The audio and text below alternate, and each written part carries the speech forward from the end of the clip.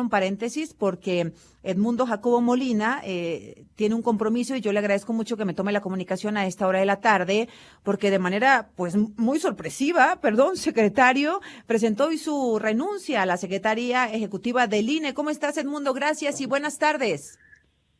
Azucena, muy buenas tardes. Como estoy conmovido como tú y como millones de mexicanas y mexicanos por lo que acaba de suceder en el norte del país. La verdad es increíble.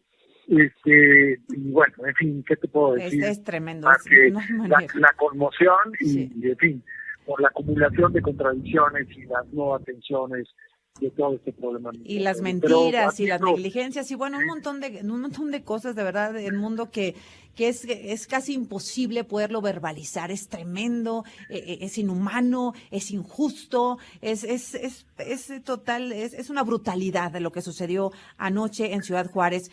Pero bueno, yo te agradezco que me tomes la comunicación porque bueno, pues por lo menos a mí y yo creo que a mucha gente pues nos tomó por sorpresa tu renuncia, Edmundo. ¿Qué pasó? Sí, mira, te explico y nomás para cerrar el otro tema. Sí. Decía bien don Jesús Reyes Herodes, problema que se soslaya estalla. Y eso creo que es lo que nos está pasando con este incidente en Ciudad Juárez y con muchos otros lamentablemente en el país. Problema que se soslaya, que se deja pasar, que no se atiende oportunamente, termina estallando. Y viendo al tema que me preguntas y que te agradezco mucho el interés que has tenido sobre el mismo.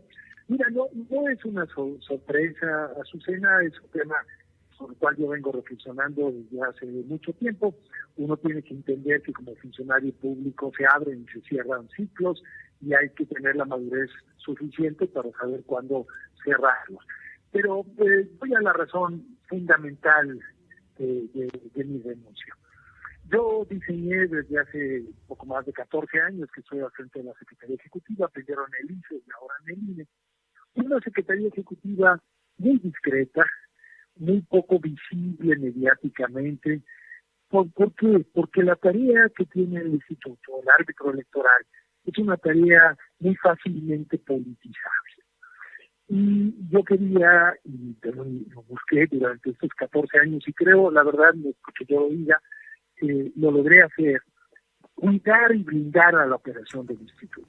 Que todo el debate político, que luego después sube y baja con los calores de las contiendas entre candidatas, candidatos y partidos políticos, no contaminara la credibilidad en la operación del instituto, en la organización de las elecciones. Lo que ha pasado con mi caso, desde que me dedicaron un artículo para cejarme de mis funciones, que tuve que ir a las autoridades jurisdiccionales a combatir la inconstitucionalidad y ilegalidad de esta cuestión, pues lo que hizo fue sacarme de esa área en donde estaba y tener que salir a la palestra pública a primero explicar por qué estaba en contra de esa decisión y luego para pronunciarme sobre la arbitrariedad y las nefastas consecuencias que la reforma llamada Plan B podrían tener para la certeza electoral.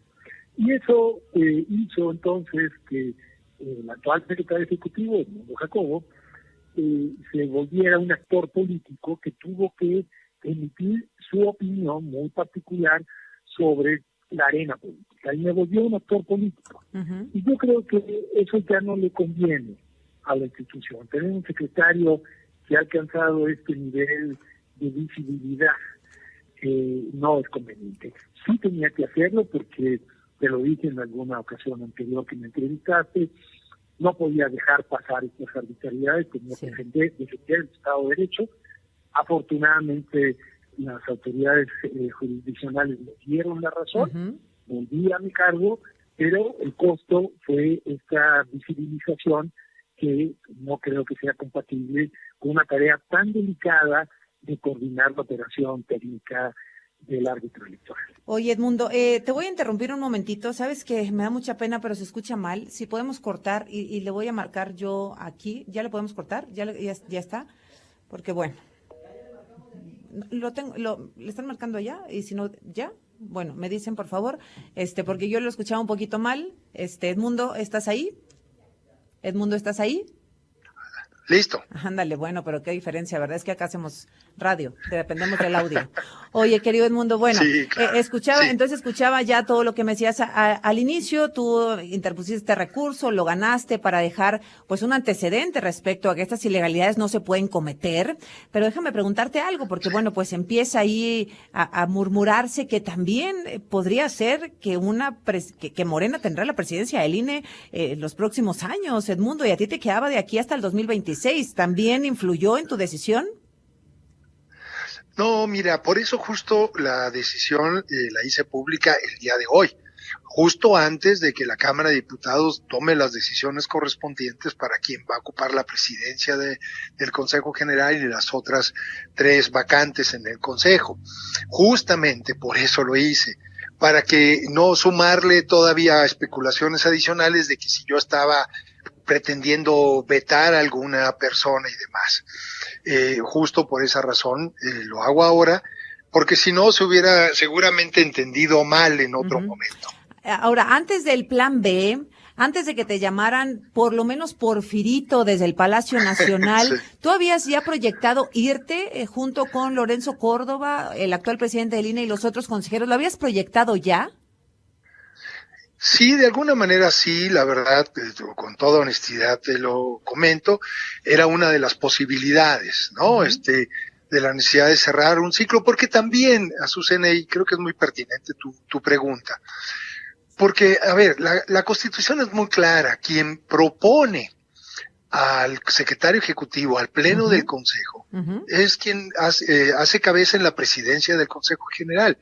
Es la persona que tiene la facultad de proponer al Consejo. Y fue quien a mí en su momento me propuso Leonardo Valdés, posteriormente Lorenzo Córdoba, que confiaron y llevaron la propuesta al Consejo General. Eso yo creo que también es una consideración que hay que hacer en respeto a quien ocupará la presidencia y a quien ocupa la posición del Consejo General. Sí estuvo también en mi consideración esta posibilidad de dejar esa responsabilidad, déjame ponerlo en esos términos, a quien puede ocupar la presidencia del Consejo. Oye, bueno, tú sabes que se dicen muchas cosas. Primero, bueno, entonces, ¿por qué peleó tanto si como quiera se iba a ir? Bueno, ya lo dijiste, Edmundo, para que se presentara un precedente de que estas cosas no pueden suceder en un país con instituciones democráticas tan importantes, tan fuertes, consolidadas y que tanto trabajo han costado.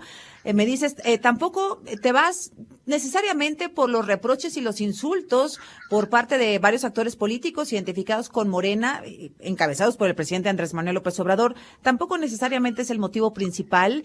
Te pregunto otra cosa. Hoy el contralor del órgano interno del INE, Jesús Zamora, dice que hay varias irregularidades en el INE, que encontraron observaciones por 1,384 millones de pesos y se ha empezado a mencionar que, bueno, pues más vale correr antes de ser investigado.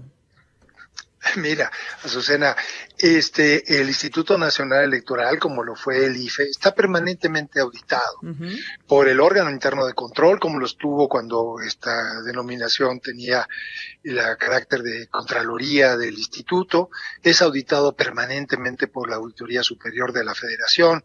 Los partidos políticos viven en el instituto, no es una metáfora, tienen oficinas en nuestra institución y acompañan no solamente en las oficinas centrales, sino en todas las oficinas que tiene el INE fuera de la Ciudad de México, las operaciones del instituto. Veo difícil que exista realmente una institución del Estado mexicano tan auditada como el Instituto Nacional Electoral. Yo diría que el señor Contralor pues tiene que cerrar sus investigaciones, porque una cosa es que informe con investigaciones que están en proceso, como ya lo ha hecho en otras ocasiones, Azucena. Y yo creo, de verdad lo digo con toda claridad, creo que no es la técnica de un auditor llegar a conclusiones antes de cerrar sus investigaciones. No es la primera vez en que anuncia y con ciertos supuestos, y cuando concluye la investigación resulta que se le comprobó todas aquellas cosas sobre las cuales tenía duda. Pues, estoy acostumbrado a eso, Azucena. Pues son duro. Muchos años de ser auditado, pero así es la exposición pública. Ha sido durísimo, particularmente estos últimos meses, Edmundo. Tú siempre has sido, y se te reconoce, un funcionario eficaz, un funcionario discreto, y es difícil de creer, la verdad, perdón que te lo diga, porque estamos acostumbrados a otra cosa, que se anteponga lo institucional a lo personal, como tú lo has hecho hoy. Eso has hecho tú el día de hoy. Gracias, Azucena, te agradezco mucho, y seguiré en otra trinchera, eso sí quiero dejarlo muy claro, luchando por la democracia en este país. Me tocó el gran privilegio de estar en el INE, pero fuera de él yo seguiré dando mis opiniones, mis puntos de vista y luchando porque no haya retrocesos en la vida democrática. Pues habrá mucho de qué platicar ahora que estarás fuera del INE a partir del lunes. Edmundo, mucha suerte, gracias, y bueno, pues que todo vaya bien. Éxito, un abrazo con mucho cariño y reconocimiento que además han hecho públicas muchas personas. Gracias, Edmundo. Muchas gracias a ti, Azucena, muy buena tarde, un abrazo muy fuerte. Gracias, regresa. Hasta luego.